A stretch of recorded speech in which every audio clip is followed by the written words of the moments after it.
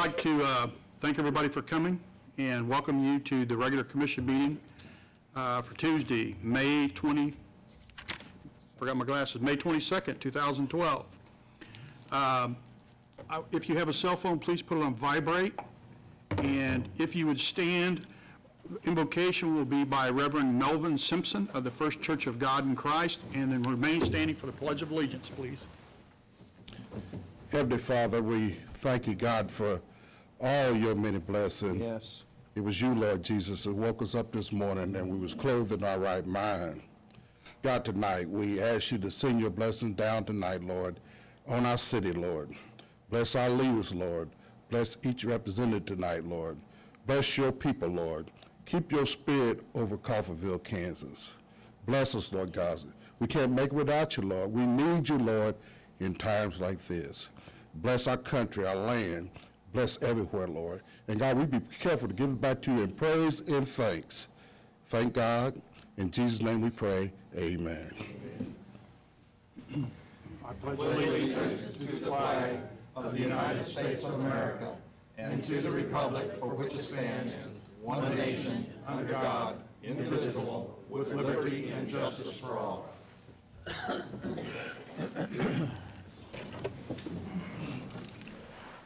Thank you, Reverend Simpson. Amen. First item, consent agenda items, regular commission meeting minutes from Tuesday, May 8th, 2012, and the 2012 appropriation ordinance number AO-12-09 in the amount of $7,278,904.59, plus the approval of the weedlot mowing contract for VWP Lawn Care. If anybody has any questions, Stephanie Richardson will be happy to answer the questions. Stephanie, I have a question.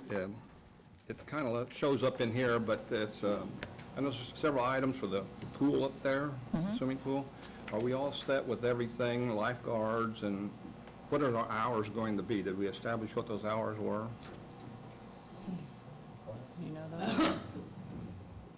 The pool opens this Saturday, May the 26th, and the hours will be 1 to 7 daily, except Monday and Thursday. On Monday, that will be dollar night, and from 5 to 8, everybody's admitted for $1. And on Thursday will be family night, and from 5 to 8, a family of 4 is admitted for $5, and each additional family member will be admitted for $1 on Thursday night. Oh, just a little promotional advertisement. That's very good, and I was going to mention that at the end, so go ahead and throw this out. The pool is ready. It's Good. full. The shade shelters are up. They had to wax the slide, and they got that finished today. The Independence Jefferson Elementary students will be here tomorrow to swim. I believe they're picnicking in the park, and then they'll be over for a couple hours to swim. So you may see about 400 kids in there. That's not opening day, but that's just for the special event for the school. The more the merrier. There are a lot of special activities planned this weekend. Pool manager Lana Barg has a lot of different things going on, prizes that will be given away. And the prices are the same. Admission prices are the same. I had a question on page 24, the G. Stanley Revocable Trust. It was weedlot mowing. I hadn't seen that in the past, I guess. What is that? That's one of our weedlot mowing contractors. The check gets paid into a revocable trust. Revocable, oh, that's what I was asking. Yeah. It's five-star. Yeah, it's the 5-star contract.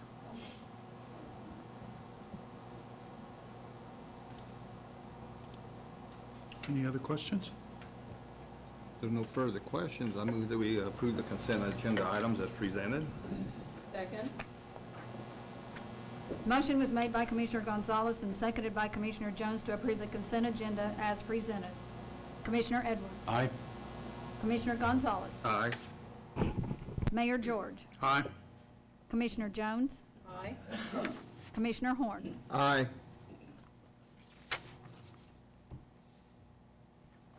Next item of business, public hearing for the vacation of Spark Street, and Public Works Director Chuck Shively will make comments. Mayor, Commissioners, with the planned construction of the rail switching yard west of Tercinderlo Curley and the related street vacations, these streets no longer provide access to any other city streets and have essentially become a private access driveway to TKI and the planned rail yard. So city staff is proposing to vacate any existing street right-of-way for the portions of Sparks Street, Bowden Street, and Wells Street as described in the vacation documents and depicted on the map. I'd be happy to answer any questions, and then I believe you have a public hearing. Is Tercinderlo Curley city limits? It's not, is it? It's actually outside the city limits, yes. I'd like to move to approve ordinance number 1 for the second. I think you have to have a public hearing first. Yeah. Chuck, I got a question. Why aren't we vacating all the way down to First Street? Because at this point, we have to keep New Street open, that block of New Street, and we want to keep the loop for the fire trucks unless and until Coffeyville Resources buys the remaining lots in that block, at which point we could vacate on down to First Street. Okay, so if Coffeyville Resources does buy that, we're going to go ahead and vacate down to First? That would be our plan, yes. All right. We do have the ability to get in for all our utilities and everything on all these streets that were, Yes, it's a given, right? yes. That's part of the agreement. In the streets necessary, we're maintaining a utility easement, but I don't believe that affects this. Okay, any other questions for Chuck? Okay, thanks, Chuck. Now I'd like to open the public hearing for the vacation of Spark Street. If anybody here would like to speak to this, please come up to the microphone and state your name, address. Being nobody, I will close the public hearing, and we will move on. Next item, ordinance number S12-05, the first reading of an ordinance to vacate certain streets in the city of Coffeyville. So moved to approve ordinance number S12-05 for first reading. Second? The motion was made by Commissioner Horn and seconded by Commissioner Gonzalez to approve ordinance number S-12-05 for first reading. Commissioner Jones. Aye. Mayor George. Aye. Commissioner Edwards. Aye. Commissioner Horn. Aye. Commissioner Gonzalez. Aye. Next item, comments from the public. Anybody like to get up and make any comments?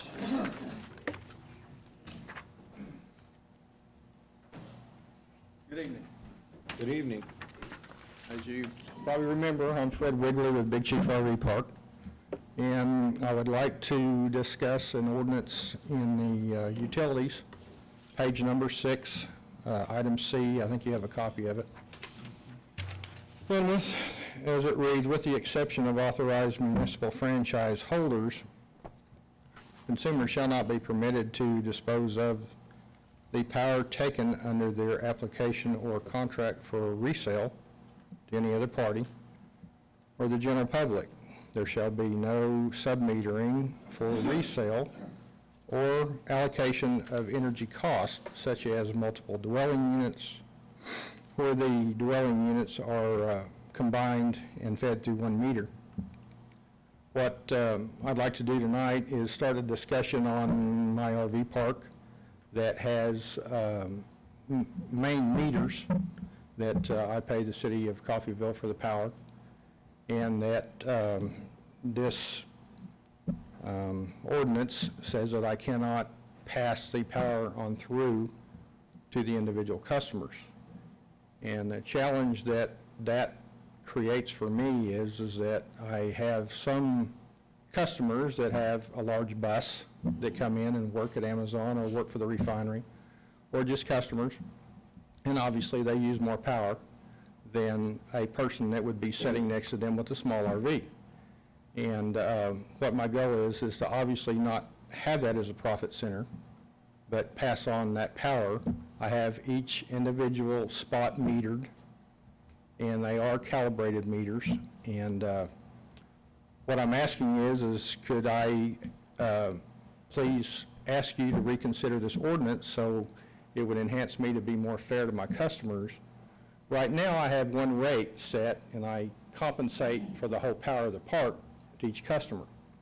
And that's worked ever since I've been open because I wanted to follow the rules and regulations of the city. But as things go on, I want to enhance my business and make it more fair, and tonight I wanted to bring that to your attention and see if that's something that I could get adjusted to be able to pass the cost on. Larry Olson is also with me tonight from the Kansas RV Association, and he's very familiar with working with municipalities to be able to transfer the cost at no profit margin to the customer. And I was wondering your comments if that's something that's reasonable for you to consider.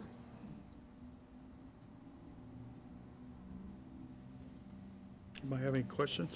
Well, I'm just kind of curious in a way.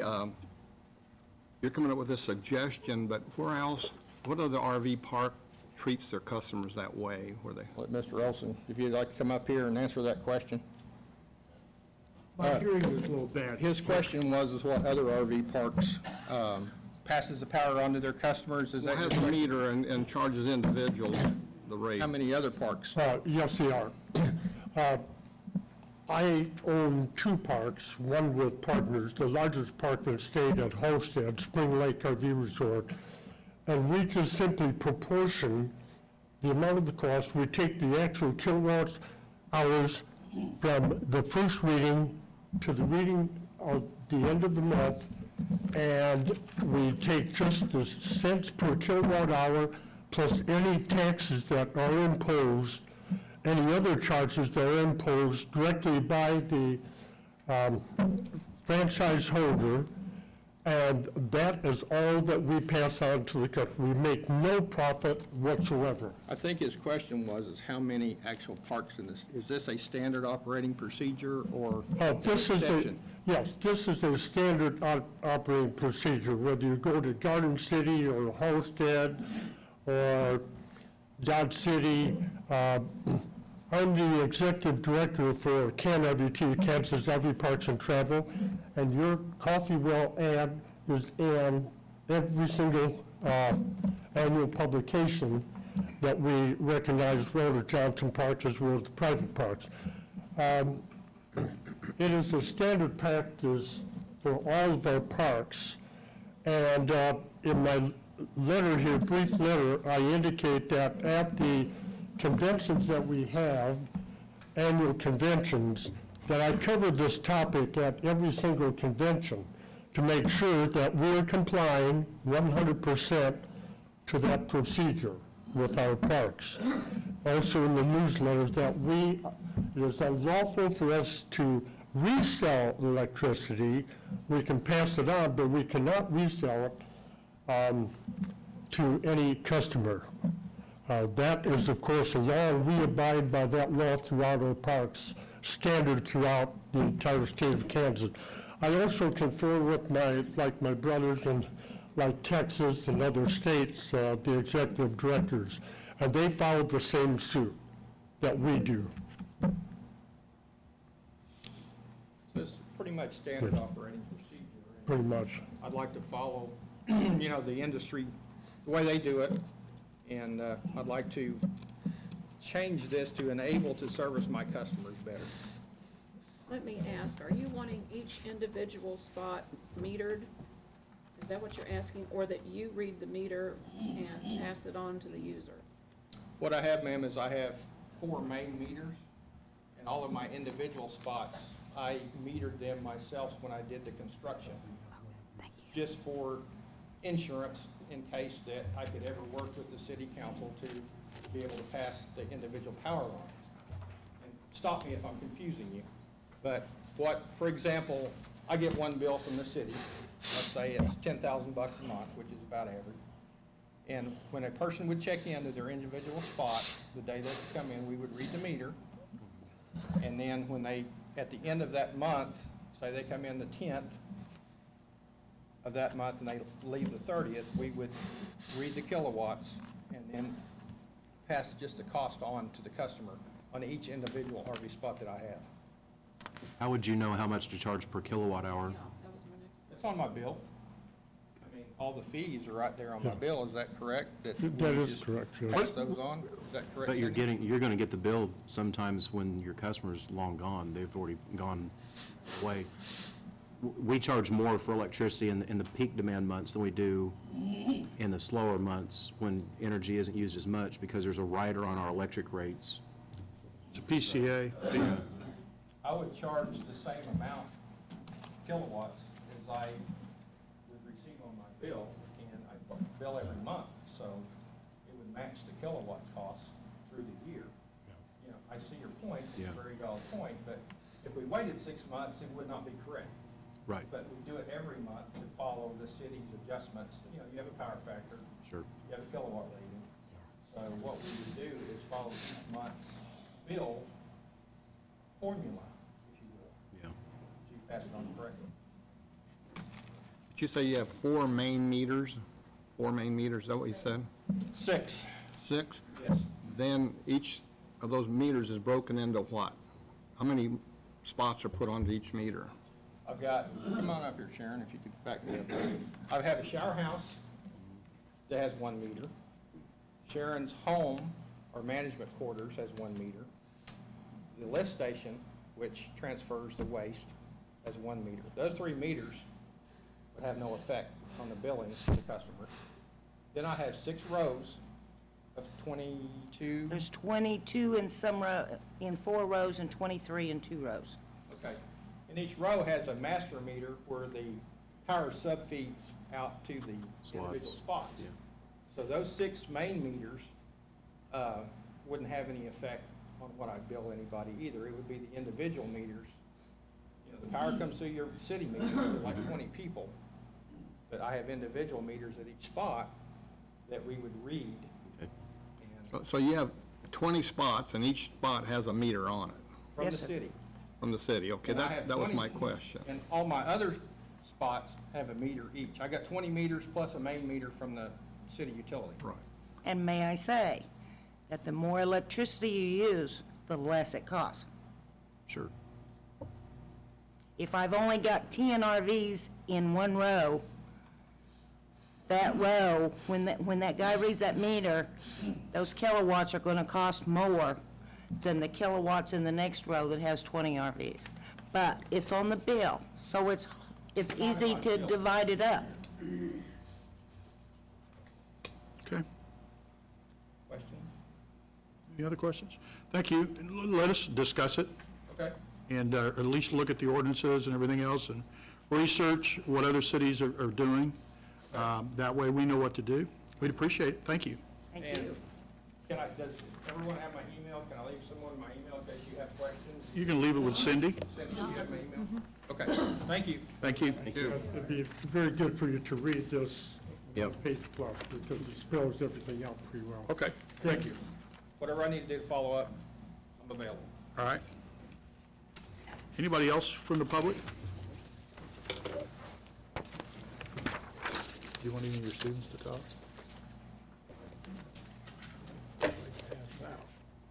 Just acknowledge. Let me acknowledge. We do have some guests with us tonight, and I would definitely like to see them stand up. We have 4 ladies and gentlemen sitting in the back of the room that happen to be students from the NATO facility. If you guys will stand up for us, we're glad to have you here, and you have a very good teacher. We think a lot of him.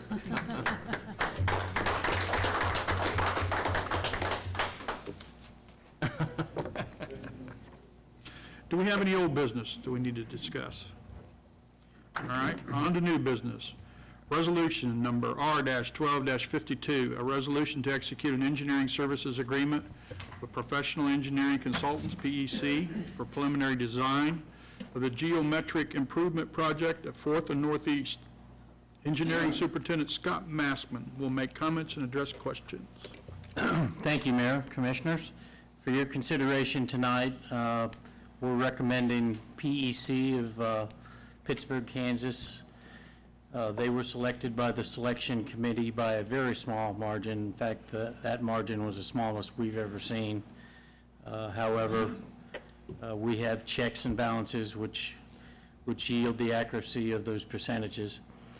And upon review of the selection committee, the nominating committee requested a proposal from PEC for a contract to perform the preliminary design work. After the design work is done, we intend to amend that contract for the construction engineering, but that'll be another issue later on. The project total, after calculating for inflation, is $449,894. PEC's proposed fee schedule for a not to exceed $47,130 is approximately $2,000 more than the calculated 10% of the project, which KDOT recommends you calculate. The nomination committee concluded that this was a fair and reasonable request, and has been the case with PEC. They have never exceeded the figure that they've stated. So based on their credentials and past performance, it's staff's recommendation to award the engineering contract for the above-mentioned project. Be glad to take any questions. Scott, you have a working history with PEC? We do. So they are very reliable. They are. Generally meet their, whatever they set as a goal. Yeah, they did the design work for Mansion Estates, the site design work for that. They also did the asphalt overlay from 8th Street to the bridge for a Clink project a couple of years ago. Well, if there's no further questions, I move to approve resolution number R-12-52. Second. Motion was made by Commissioner Gonzalez and seconded by Mayor George to approve resolution number R-12-52 for adoption. Commissioner Jones? Aye. Commissioner Horn? Aye. Commissioner Edwards? Aye. Mayor George? Aye. Commissioner Gonzalez? Aye.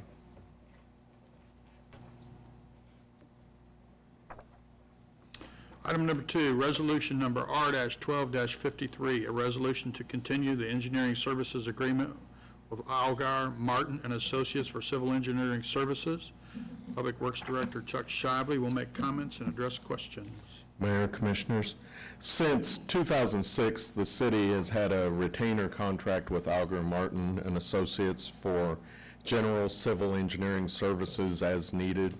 The purpose of the contract is to allow city staff to have the services performed in a timely manner for small projects or issues that arise which require such services. The advantage of having the retainer contract is that it sets out the hourly rates and other terms such as method of payment, insurance requirements, and standard of care to be exercised by the engineer.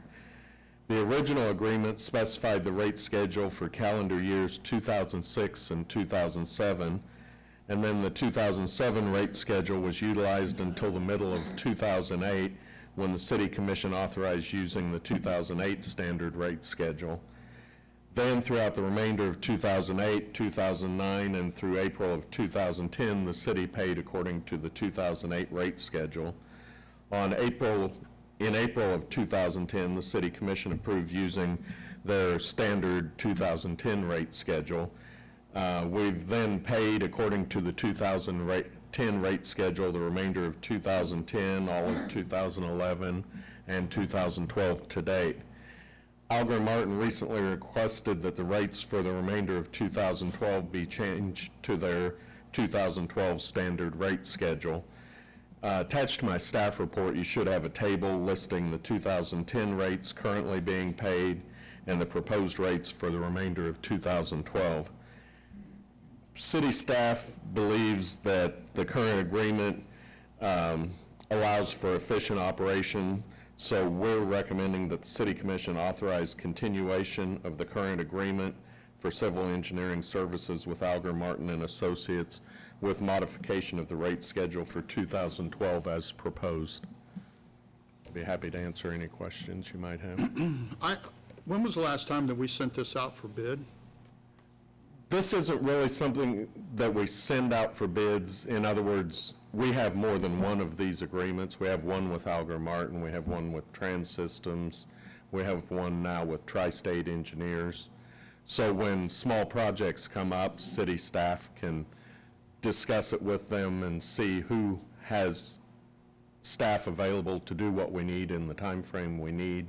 And we look at the rate schedules that we have, and then we just give them the go-ahead to do it. I mean, that's kind of the purpose of these. So none of them are exclusive. We don't really get bids. We have agreements with their standard rate schedules. How does it compare to like Trans Systems?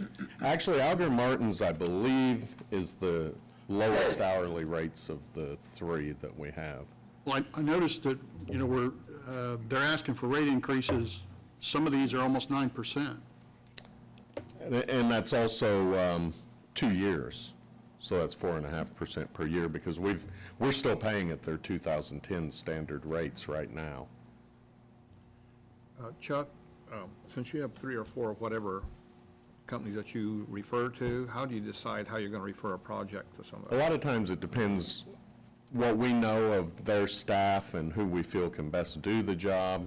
And also, like I said, we can call them and see, do you have someone available? Can you do this? A lot of times it's something we need quickly. Can you do this by next Tuesday? Or something like that. And these are always small projects. Yeah. It's just something we need some guidance on generally. Right. Major projects, any projects with state or federal funds, anything like that, we go through the selection process. We bring it to you for approval of an engineering agreement. I'll give you an example of a time we used Alger Martin. It's been a few years ago, but when we had the partial collapse of a building downtown, we needed a structural engineer in here quickly to make an assessment on that building to give us some guidance on what our next step should be.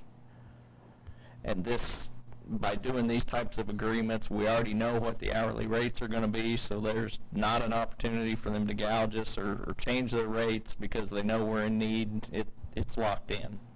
We only pay and then for the it's up hours to staff to control the number of hours that we're actually using them. Yeah. But Alger Martin, we've been with since 2006, right? We've had one of these agreements since 2006. We've been using Alger Martin For some time. I for know the name. a long time. Here for a long time, as Yeah. far as I know.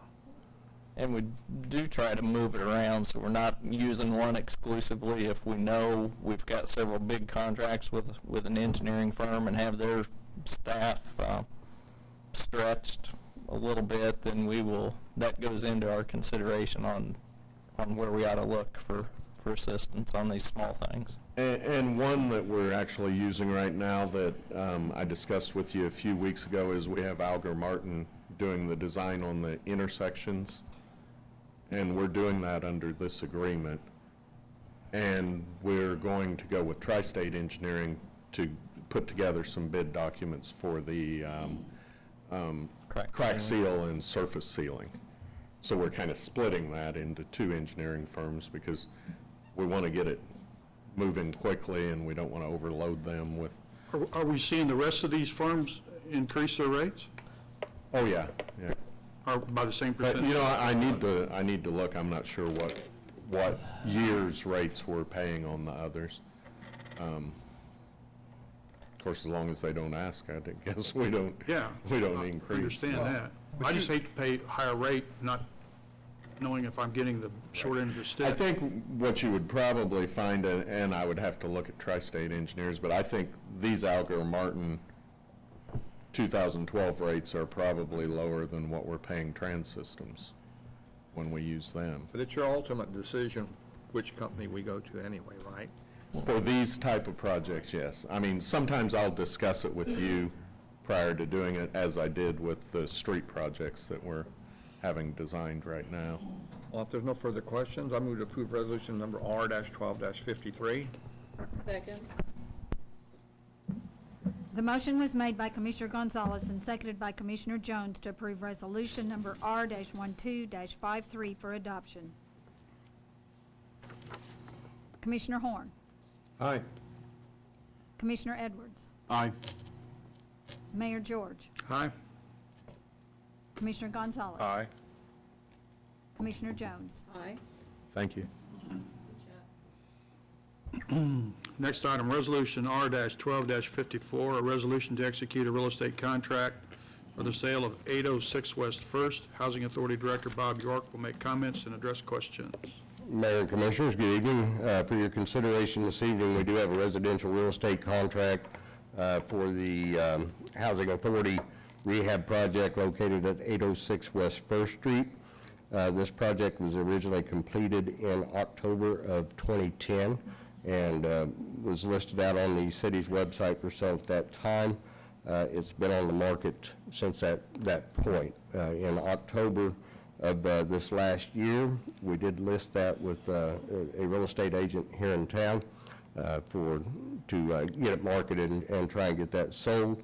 At that time, the price of the house was $55,000 listed price. The realtor has completed 3 open houses on that particular property in order to try and spark interest in it. We did drop the price finally to $49,900 on that to try and spur some offers, and apparently that worked because we did finally get an offer on that property. So for your consideration this evening, we have an offer of $45,000 for this house. That includes the Housing Authority picking up $3,500 of the closing cost for that house. Net proceeds back to the Housing Rehab Fund after the closing cost and real estate commissions on that would be around $38,800 is what we would see back off of that property. This is the two-story yellow house? This is a 2-story yellow house. Why would we pick up half of the closing costs? It was an incentive to help with getting the property sold. The purchaser was at their max as far as getting a loan for that amount. So, Bill, Commissioner, we're seeing a lot of that now in the market, yeah. I don't know. How long has that house sat there on the market? it was completed in October of 2010, so it's been on the market since then. So. It's too bad it goes at such a low price, but it's It is. costing us. And the longer we hold on to it, the more costs we incur on the property. That's correct, yeah. The other benefit to that is we do get a electric utility customer, and paying utility customer back in there. We get it on the tax rolls from a private sector standpoint and start generating property tax revenue off of it again as well. So, We don't have any other properties that have been on the market this long, do we? No. This was one of the original projects that was started out of the housing rehab program. Did not go well. Learned some lessons, and projects since then are going much better. We should not take losses like this on any of the other projects that are underway. Well, it's too bad, but I'm glad to see it sold. I am very glad to see a good family get in it and make a nice home out of that, yes. It's cute. Yeah. Did they have pre-qualification for a loan? Yes. Okay, what type of loan was they going to get? That I don't know. The real estate agent was dealing with them on that, and I don't know that she listed that in the contract, but. Okay. There's no more questions. I move to approve Resolution R-1254 for adoption. Second? Motion was made by Commissioner Horn and seconded by Commissioner Jones to approve resolution number R-12-54 for adoption. Mayor George. Aye. Commissioner Gonzalez. Aye. Commissioner Horn. Aye. Commissioner Jones. Aye. Commissioner Edwards. Aye. Thank you. Next item, discussion on correspondence with Coffeyville Resources Nitrogen Fertilizer LLC regarding purchase of property. City Manager Jeff Morris will answer any comments and questions. Yeah, Mayor and Commissioners, in your packet is a copy of a letter that we received from representatives for Coffeyville Resources Nitrogen Fertilizers. You will recall that as we went through the rezoning and street vacation process, one of the things that that was negotiated through that process for the construction of the rail yard was the establishment of a buyout area. This letter pertains to that buyout area. The city actually owns 5 different parcels that are within that zone. A copy of a map with those parcels is in your packet as well, along with the address for those parcels and the current county appraised value. What we need from you tonight is some direction. Is this something you would like the city to pursue or not as far as selling those lots? We have checked with the various departments amongst the city. There are no future uses that we have for any of these lots or can imagine for these lots at this time. The lot at 14 East First is what used to be a substation, and more recently a transformer storage yard, and that is one if we would just sell as it is, along with the others, if that's the will of the commission. These are just lots, there's no buildings, homes on them. I'm not aware of structures on any of them. Okay. So the appraised value is that there, it differs? The values that are on your map are just the values that the county has in their system. If the commission did want to proceed with this, my recommendation would be that we seek a third-party appraisal, and then you have the option of taking the higher of the two. Have we considered asking them if they would trade us those properties for properties along Northeast and 11th Street that they own? We are in discussion on trading some other properties for that particular lot. Okay. That would be my preference. That would be my preference. Well, we have a couple of other lots that they expressed interest in outside of this area, and that's where we're at in that discussion. But I did a little research, and according to what the county values are on these lots, one of them was at 17 cents, one is at 10 cents, one at 6 cents, another one at 10 cents, another one at 8 cents. Then I pulled out a selectability from the county for lots that have sold in the last 5 years. And I found 3 that would be in similar areas. And based on those, I think we ought to look at having an appraisal done, because I think the county value is a little bit low. How much would that cost? It's free to us. I agree. It doesn't hurt anything. No. So did these lots drop in appraised value from 2 years or a year ago? I I only looked at one of them, Virgil, and that one lot did not drop at all. It stayed the same. And that's the only one I looked at when it came to seeing what the appraised value was and seeing whether or not it dropped in the last year. There's only one of them, and it remained the same. There was no change. Now, do have a question, I guess, for clarification from Commissioner Edwards. You asked if we'd consider trading. Were you talking about the lot that we need for the realignment of 4th and Northeast, or were you talking about trading these for some other lots along the highway? Any of them that are along the highway. Okay. In other words, if we have 5 lots up there that they're interested in, if they've got 5 lots they'd want to trade on 11th Street, even if they have foundations still on them that we would need to clear. Okay. I misunderstood your question. Yeah. So. And they may not feel like that's an equitable deal from their end, and I would understand that, but. Okay. Nothing ventured, nothing gained. Yeah. Good idea. So we're going to get a second opinion on the lots then. Well, I'm hearing a different direction altogether. I don't object to going ahead and pursuing both. I mean, we can go ahead and have somebody get an independent appraisal of the value of the properties, and that might help us in trying to trade them for properties they own along 11th Street, but Well, and we do only have 30 days to respond to this letter, so we need to pursue the third-party appraisal in addition to, Yeah. and that 30 days would be up June 13th. that's fine.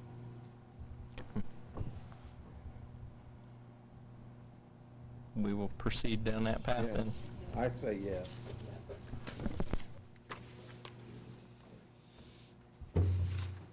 So you have your direction now? We do, and our city attorney will take the lead on that. Item number 5, Resolution R-12-55, a resolution to execute a memorandum of agreement with Coffeyville Sectam for electrical expansion. City Manager Jeff Morse will make comments and address questions. Mayor and Commissioners, in your packet is a memorandum of agreement that was drafted for your consideration this evening between the City of Coffeyville and Coffeyville Sectam, which is one of our local industries. The owner of Coffeyville Sectam came to us and indicated that they have plans to expand their business, including extension of their building, the addition of equipment, and as a result add about 600 kilowatts of connected electric load.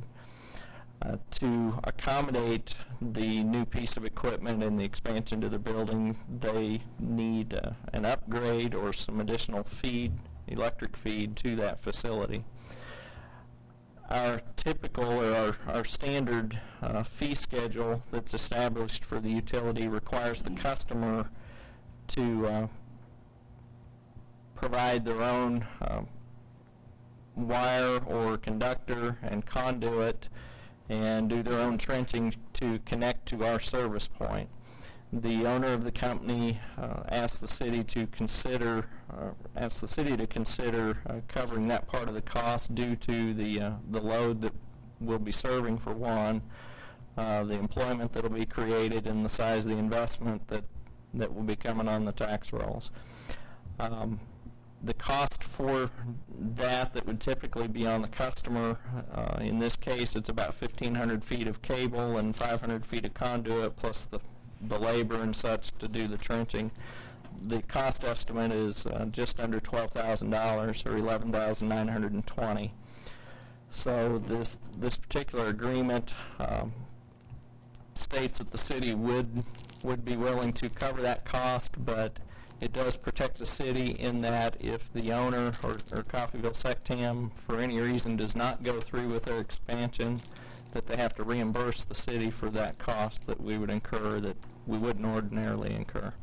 And the owners agreed to that, signed it, and so we're bringing it to you for your consideration this evening. Do we have any other requests that we've done in the past similar to this, where we've agreed to something like that?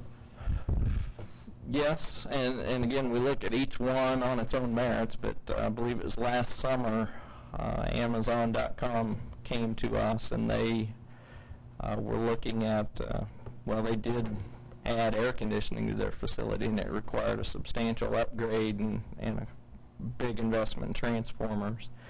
And we worked an agreement out with them where we shared some of that cost. And so everyone's unique, but we have done this in the past.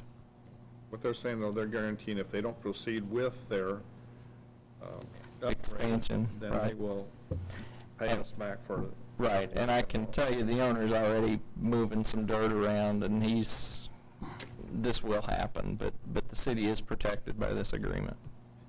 And we'll pick up more revenue from usage then. Absolutely. Well, I move to approve, if there's no further question, resolution number R-12-55. Second?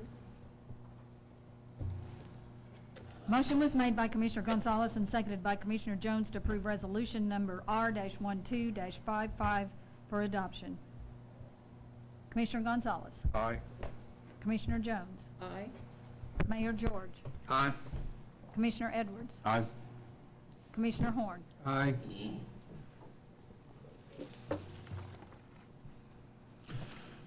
The next two items, Mr. Vice Mayor, if you would take charge of those. Item number 6, resolution number R-12-56, resolution to execute a contract with the League of Kansas Municipalities for the League Executive Administration Position Search Service. Attorney Kreitz. Vice Mayor and Commissioners, in your packet, we sent out a proposed contract with the league to conduct the search for the new city manager that we discussed at the last couple of meetings. This contract would be signed by both parties, and then the league would get started with working on advertising and working with us as far as where to advertise the position and going through the paces of hiring the new city manager. It requires a payment of 1/2 of the base fee, which is $2,764.75 upon execution of the agreement, and then the balance would be paid at the conclusion of the services. The term of the agreement, I believe, is for a year. Hopefully we'll fill the position much quicker than that. I'll be happy to answer any questions if you have any. They offer several things they're going to present to us, and one of them is they are going to pre-screen a lot of these applicants and make sure that we just get individuals that are not unqualified, but... You have the final say, and I don't know if we've passed these out, but Not yet. one of the things we'll give to you tonight are 3 basically survey questions. You've read about those in your packet. For the benefit of the audience, it is they want you to complete a who's who responsible checklists to get your impressions of who's responsible for what sorts of jobs among city employees and other positions, offices. The second survey is to help determine the type of position. I'm sorry, the second survey is the characteristics profile, which will help determine the traits and skills that you all believe are important in the person filling the position. And then the final survey is the ideal candidate profile, which is designed to further define the position and the relationship between you and the city manager. What we are going to propose is that you complete those surveys and bring them to the next meeting or bring them to my office, and we'll bundle those together and send them to the league so they can get started with the process. I noticed in there they're going to give us 2 free trips to visit us, right? And any trips after that are $150 plus 55 cents a mile. Correct. So I have high credibility in their professionalism. They are on the job. I think this is a very good move on our part. well, the position is important enough, I think we need to do something like this. If there's no other questions, I move to approve resolution number R-12-56 for adoption. Second. Motion was made by Commissioner Horn and seconded by Commissioner Gonzalez to approve resolution number R-12-56 for adoption. Commissioner Edwards. Aye. Commissioner Horn. Aye. Commissioner Jones. Aye. Commissioner Gonzalez. Aye. If you have questions, let me know. I mean, this is a new process for all of us. I'm not sure all of the logistics of how this will happen. I don't know exactly when the representative from the league will come down, whether that will be early in the process, in the middle of the process, but let me know. I'll be happy to filter questions directly to the league, or you can contact them directly. We'll just keep an open line of communication as we go through the process. Well, I did have a question. Now, they're going to pre-screen and they're going to go through all these resumes and everything, but we had talked about maybe having 1 or 2 layers of pre-interviews, you know, by maybe some of the outstanding city citizens of the city, and you know what I mean, like that. So we're still on track to do something like that. Yeah. They're not going to just present it to somebody, and we're going to select them. I think they'll customize it, the process, how we want them to do. I personally, it's just my feeling, I feel like the more people we get involved, our city here, the leaders and stuff, the better they buy into supporting this individual and everything.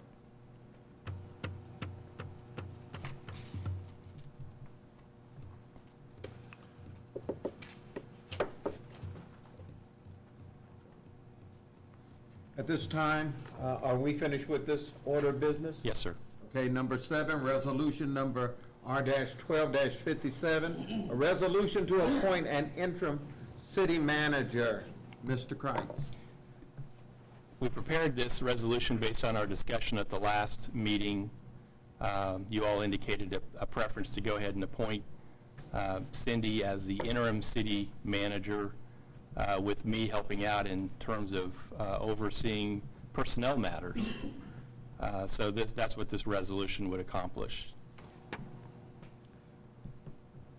Well, if I remember correctly, when we discussed this whole issue, you know, we were very fortunate to remind ourselves that we have sufficient leadership within the departments and everything. They more or less kind of run themselves to a degree, right?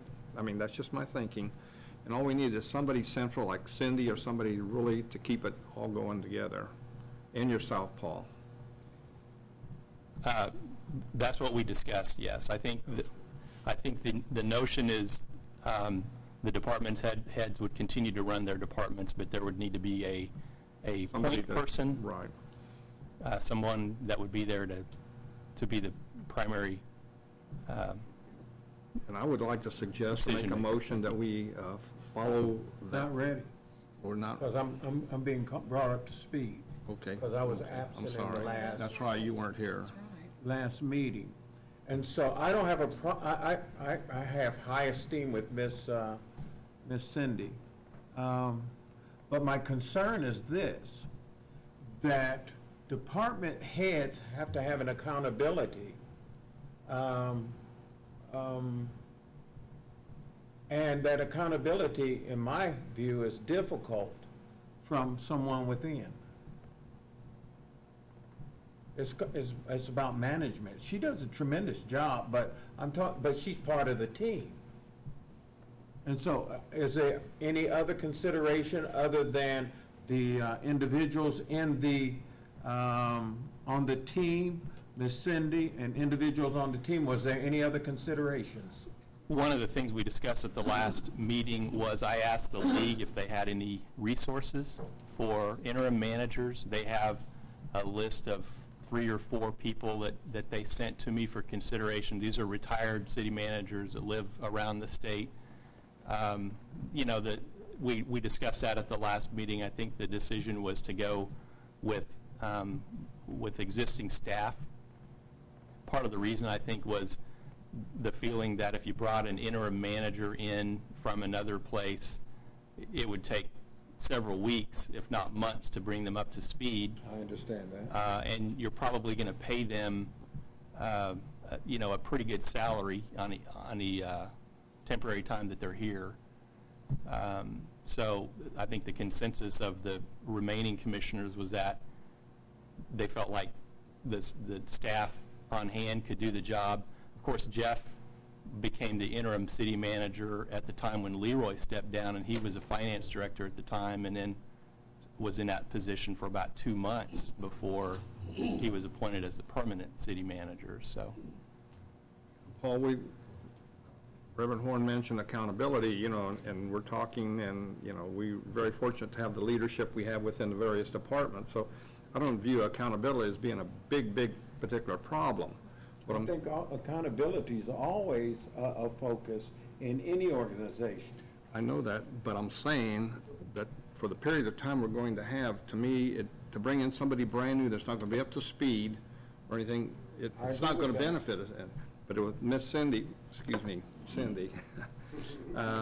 and Paul as her assistant, so to speak, or whatever the teamwork is, that the only concern I have, if Cindy does take that position, of course she has to agree to it, that we compensate her for what she's doing too. I mean, right? We're not expecting her to.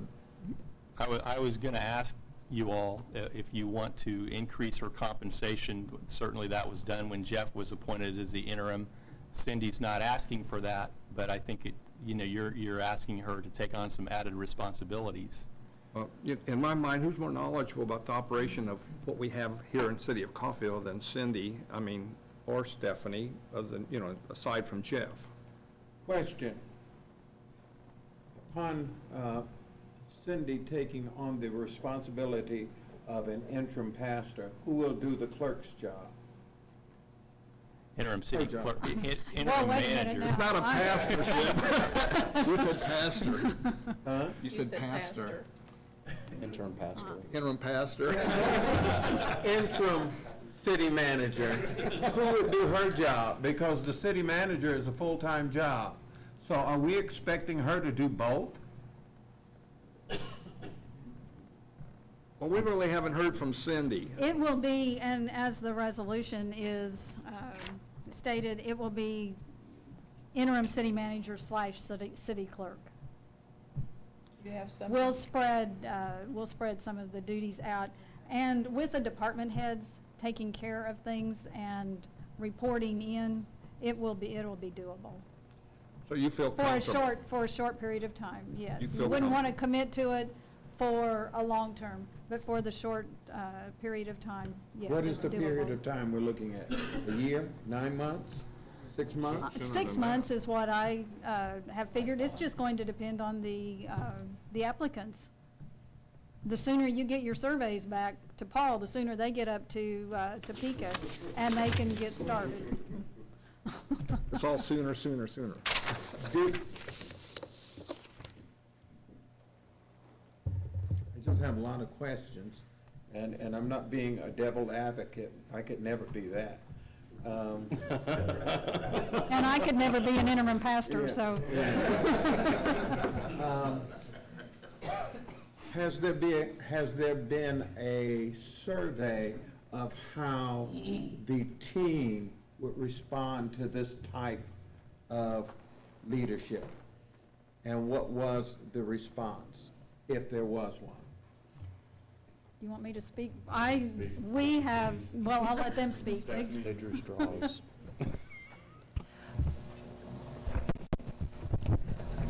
We've discussed it amongst the department heads. We all feel very comfortable that the team approach, working closely with Cindy, it's kind of a natural thing for the department heads to go to Cindy if Jeff is on vacation or is gone for any reason. It's kind of a natural fit for us. Things can move forward and proceed. We can, get going on some projects and continue on with others. I don't see that it's going to be an issue. Like she said, for the short term, I don't think it'll be an issue. I think we've got full support of all the department heads. You do? I do, and we discussed this, and at least in the short term, we discussed the fact that it would take some time to bring somebody up to speed. Possibly by the time you get them up to speed, then you're going to hire a full-time city manager and we start again. So as a group, as the staff with Cindy as our point person, we felt it would work most smoothly. And you've indicated before, you've given, or she's inherited that responsibility anytime that Jeff's gone. Anytime Jeff's So gone, she's she functioned runs in our that staff capacity meetings. before. Have we addressed the interim police chief at this point? I'm just being brought up to speed, because I was gone. I am proceeding with the hiring of a police chief. Interviews are going on this week. We had one today. We have 2 more in-person interviews. We did, I think, 6 phone interviews last week to develop a short list for the work that we're doing this week. Do you have a pretty viable candidate in mind? We have 3 very good candidates, in my opinion.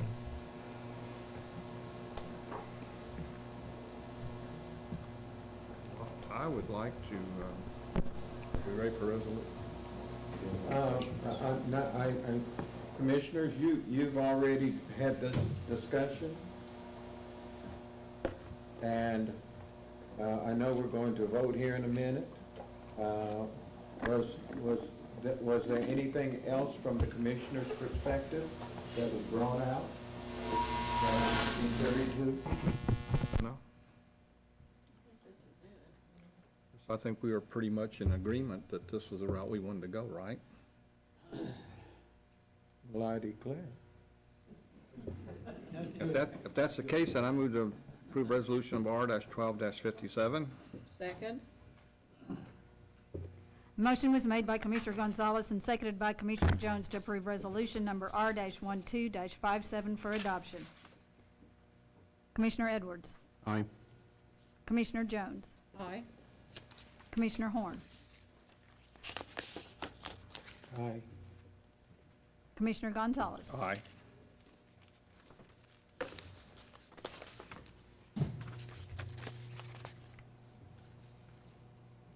We should take a break and then let Mayor. George? George come back in. Yeah, we'll take a 10-minute break. I need a sip of water now. Congratulations. Thank you. You're most capable. We do have a good group staff. of department heads, and we do work very well together. Cindy, And I've That's- seen that. that's important. I can attest to that. Cindy I can also, attest to that. one other thing, Cindy, you also have a good commission. They'll be very supportive of you. Thank you. That's important. And if anything comes up, you can always call the league. Yes. We need to discuss at this point what her additional compensation is going to be. Yeah. Attorney Kreitz, do you have a suggestion? I don't have a suggestion. When will this position take place? June? June 1st. June 2nd. So we have time to kind of brainstorm on how to respond? That's this Saturday. No. So we have 2 days anyway. Well, yeah, a week. A week. Jeff, what is your recollection of what you were compensated for additionally? Or is it so long ago you don't recall? That's just 9 years ago, I've Jeff. slept since then, so I don't recall, but I'm sure we could go back through my file and look that up. Okay.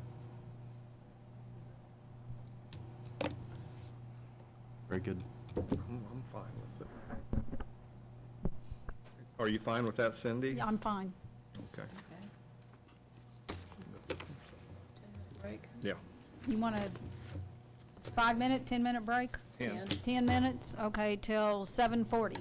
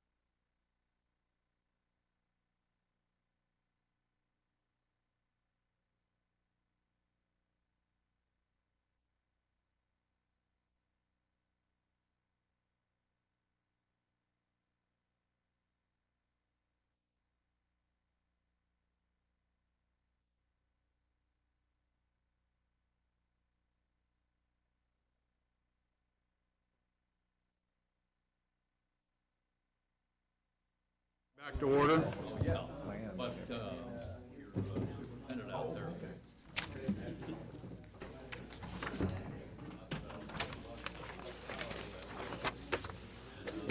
You know idiot.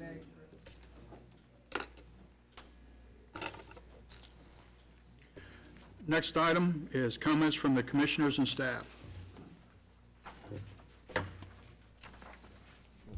Gina might go first. Okay. I've got just a short list. In the back of your book, there is a report from the electric department on the generation that they were doing the testing. If you have any questions about that, that occurred last week. Gene and Mike are here. They did the RADA testing. Everything went well with the testing of both of the generators. Didn't we have problems with one of the control panels?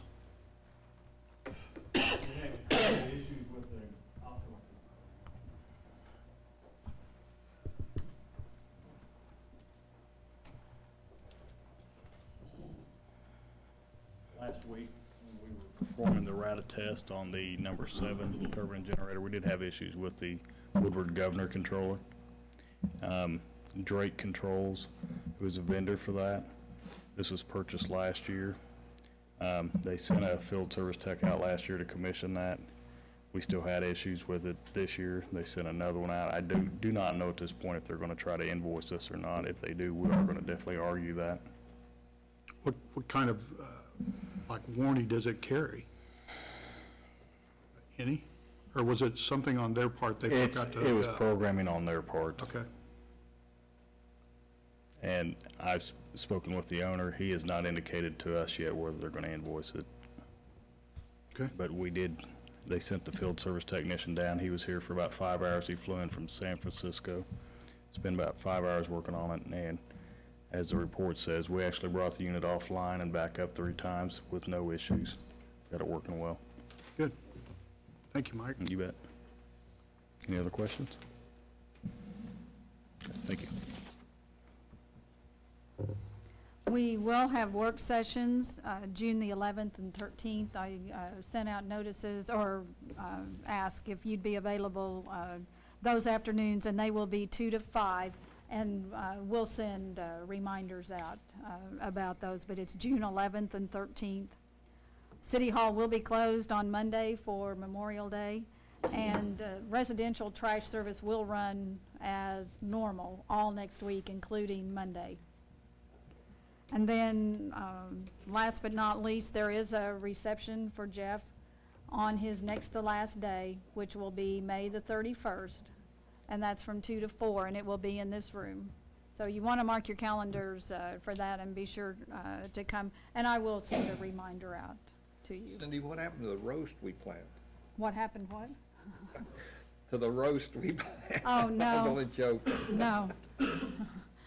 Little sense of humor there.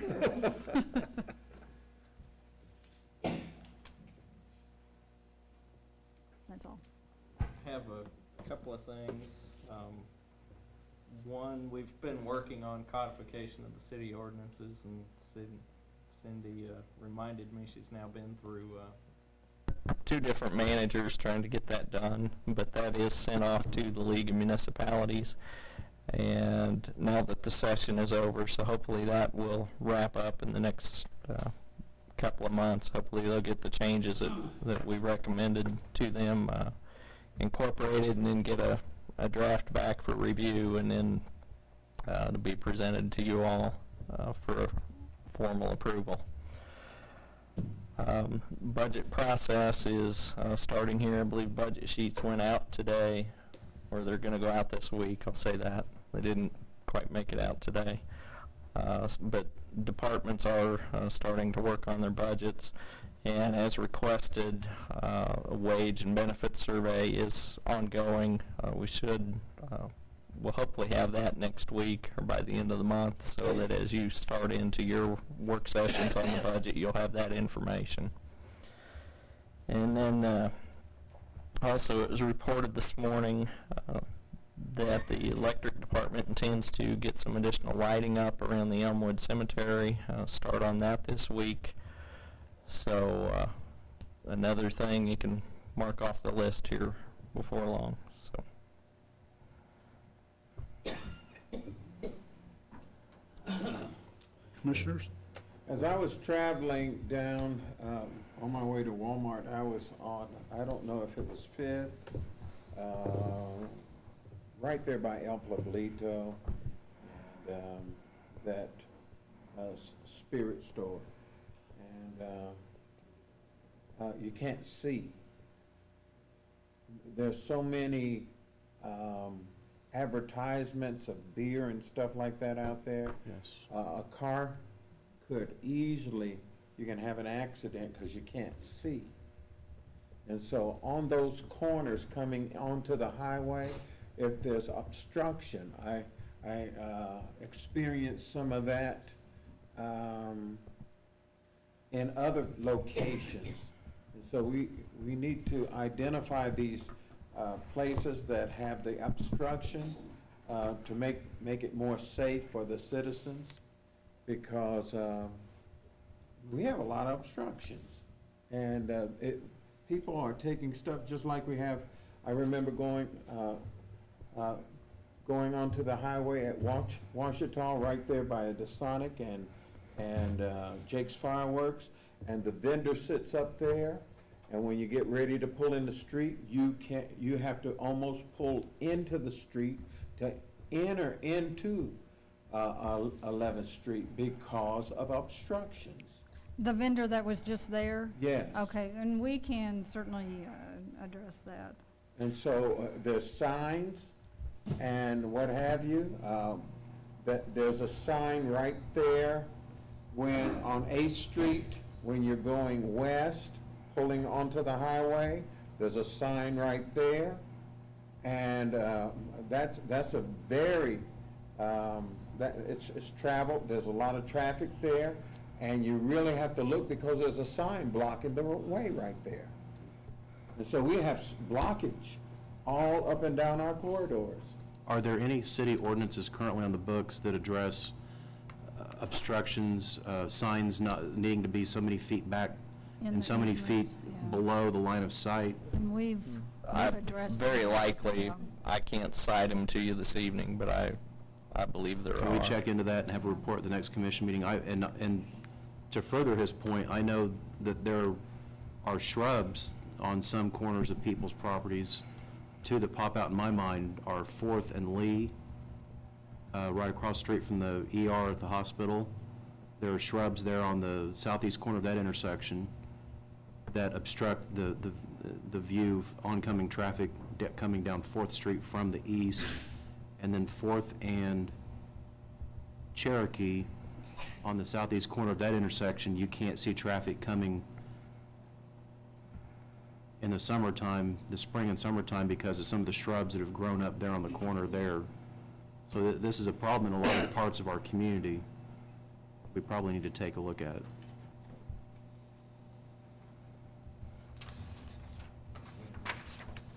Got a couple things. Speaking of signs, how about a sign for the farmer's market? There are 2 that have been ordered, and they either went up today or tomorrow. We're working on getting them up today. Oh, okay. And advertise? I hadn't yet when I looked at about 11 o'clock, but. I didn't look today, but. And are we doing advertising for it? We've done notices in the media, yes. And I believe there may have been, and I told them they could start whenever, on Tuesday or Saturdays, whenever they wanted, that there may have been a couple out there today. I did not go out, but that was an indication. There'll be a sign at 8th and Northeast, and then one by the train to direct people into the park. And also the shelter house, when you go into Walter Johnson Park, there was some people camped there, couldn't get the lights. It's on like a timer, and they wouldn't come on. It was dark, like the bulb was burnt out or something. They couldn't get them to operate. Off Hargis? It's going toward the rec center, the first turn in, that little shelter house right there, first one.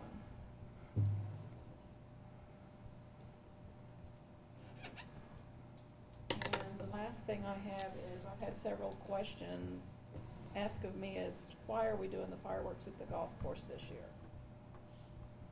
We had several people last year that indicated that they'd like to move just a little closer to town, and we can do all aerials if they are shot from the golf course, and people don't have to sit in the stadium to watch.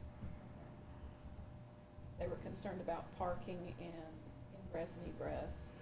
Well, actually, the visibility will probably be better from LeClaire Park, and there's a lot of good parking there, rather than going up to the golf course to park. There'll just be more places in town. Since there aren't any other activities, there's not the need for people to gather at the location. Just asking, just for clarification. That's all I had. Anybody else? What have we done with the swim season opening this coming weekend to advertise the aquatic center? And I'm not talking about the stuff that we're putting on the boxes. What have we done to advertise that aquatic center, and what have we done so far to advertise our golf course? Do you want to? How about we leave that at a rhetorical question and you give me a better answer next meeting? We've done the standard news releases in the paper, and used the website, used Channel 13. We have, and we did an ad in the Bartlesville Examiner, which goes out in their travel guide. The pizza boxes. Of course, we did tickets that went home with all of the school children, not only in Coffeyville, South Coffeyville, Tyro, a couple of the preschools did quite a few of those. I would like to see a marketing plan at the next commission meeting for advertising for the golf course and the aquatic center. Frankly, this should have been done for the golf course months ago. We need to draw people in from out of town, particularly for the golf course, if we are going to get away from having to subsidize it with taxpayers' money from people who don't golf. We need to get out of the mindset that advertising is an expense. Advertising, if it's done right, is not an expense. Yeah. The golf course marketing plan has been in your agenda packet. I believe it was in the last meeting. A marketing plan? I can send that to you again. I must not have, no. Okay. On the punch cards I'm just curious how we're policing that, how we know that people who buy those punch cards are actually coming into the clubhouse and having them punched before they start playing.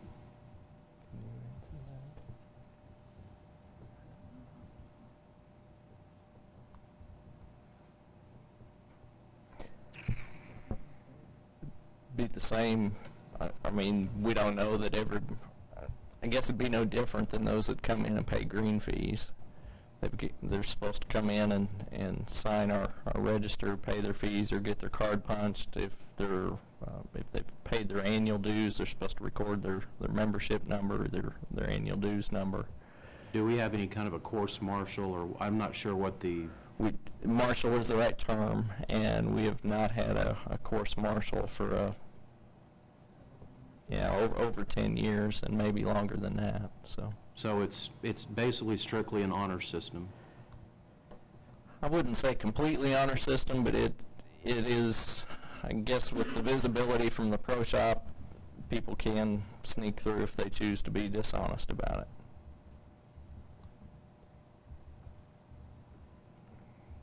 You do have staff that are in and out getting carts, etc. So I won't say staff's not out there to see it, but it's not perfect. Do we have a defibrillator at the aquatic center in case somebody were to have a heart event out there? Yeah, I believe we do. I believe you don't. Okay. Prove me wrong. Well, you won't be here to do it, but maybe you'll come back just for that reason. Can you guys check into that for me? Yeah. Check on that. I have a concern also about the aquatic center's distance from the center part of town. What procedures do we have in place as far as taking money to the bank at the end of the day?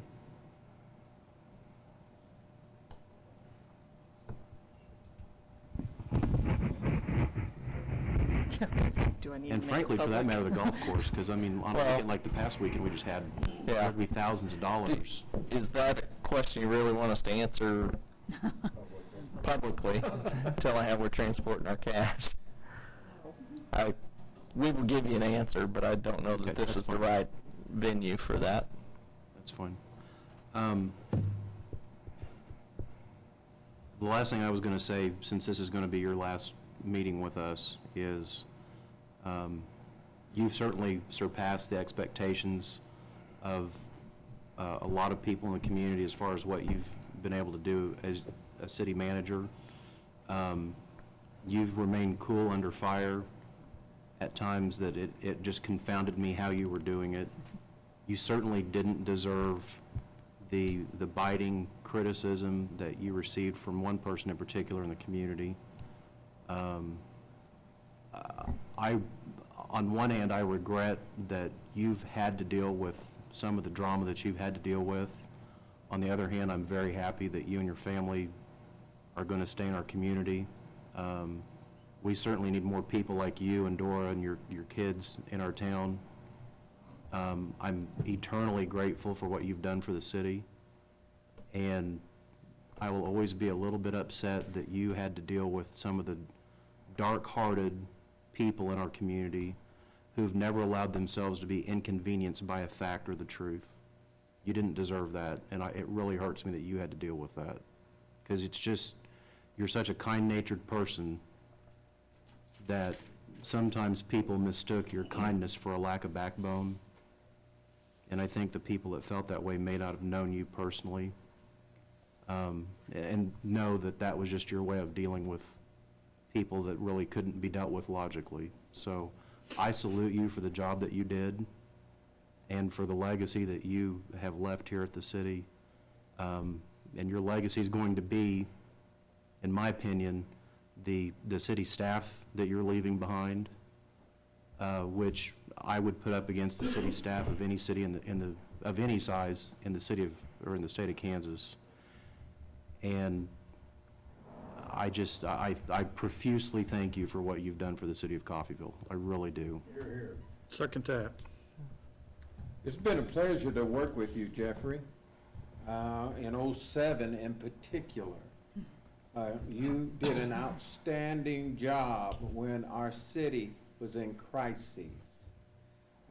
Everyone did, played a major part, but as a city manager, you served this community, and what I've seen you do is grow and grow with integrity.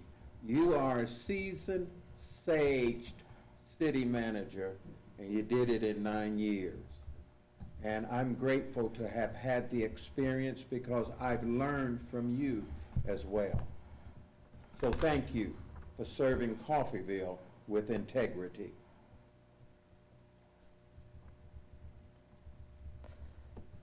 Well, Jeff, I think I've had probably the longest tenure with you up here, 7 years or 8 years, going on 8 years, and I've seen a lot of changes in you, growth and stuff, but the one word, and Reverend Horn kept hitting upon it, that I can honestly say that I really appreciated about you was that you were a man of integrity. You know what I mean? You were a man of your word, a man of integrity. You didn't waver from that, and like Commissioner Edwards said, you had a lot of opportunities to do that because you were under fire for a lot of different things, and you just held your ground and didn't lose your temper and stuff, and where some of us might have lost our temper, I know one particular, but I really appreciate that, the leadership you've shown us too up here, and you know, it's helped us to grow into these positions too, so I appreciate that. Thank you for your patience. I know you and I have gone over it and over it and over it and over it. You never lost your temper. Now, honey, don't take this wrong, but I'm talking to my husband. Up there. Not you. Not you, honey. Him, honey. But you've had a lot of patience with me, and I appreciate that. I've seen you grow, and I really do respect your level-headedness and you not losing your temper. You've got a lot of, I don't know what you call it, moxie, or to stay with it, you know, under fire. I appreciate that. And I'm glad the end of your tenure is positive. This is a very, very hard horse to ride, Coffeyville is. And you rode it for 9 years. And you not only rode it for 9 years and it didn't buck you off, you got off on your own terms. And I really, really respect that. Not a lot of city managers in our history can say that they rode the horse for 9 years, and hardly any of them can say they left on their own terms. And so that just speaks volumes to your integrity and your level of honesty. And we will have to count ourselves lucky if the next city manager has the high level of integrity and honesty that you have. I don't expect it. I hope for it. You should expect it. I'm hopeful that we'll have it, but the shoes that you're leaving to be filled are big, big shoes in a lot of ways. Thank you. Well, Jeff, I don't know what to say after everybody else has said everything. Just don't call him honey. Thank you, and I will always consider you a friend. I appreciate the times we've had together, and bless you and your wife and your kids for your new endeavor. Hate to see you go, but good luck. Hey, Jeff, from my aspect too, I appreciate all your help over the years. I mean, you're always there. When I call, if you're not in your office, you call back as soon as possible, and that's a trait that you don't always find. And I'm going to miss you. It's been fun working with you. Well, I've enjoyed working with everyone here, and want to thank all of you for allowing me to serve the city over the last 15 years, and the last 9 as city manager. I came to city government from the private sector, and really had no idea what I was getting into and the diversity of every day. No 2 days were alike, and that's one of the reasons I looked forward to coming to work every day here, is there was always a new opportunity, a new challenge to face.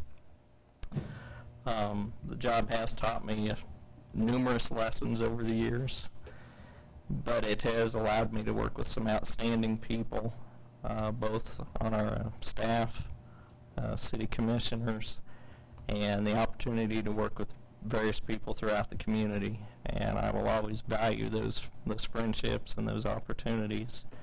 And I can say that through each of those relationships and interactions that I'm a better person going through that process. As I am moving on to a different organization with different opportunities, I can say that I would have never had the opportunity to take that next step if this one hadn't been provided to me and the lessons learned there. So I will always value everything this organization has given to me and allowed me to do. And again, I just want to thank everyone for that.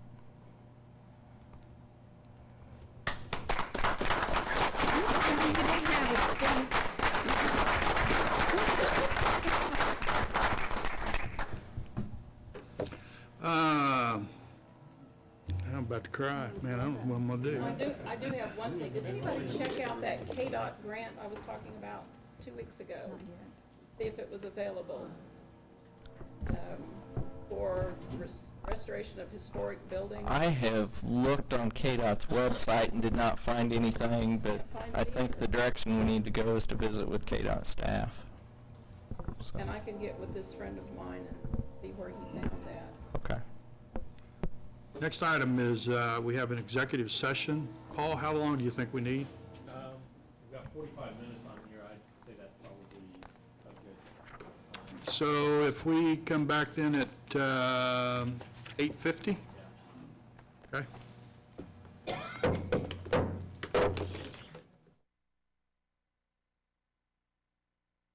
Attorney-client privilege.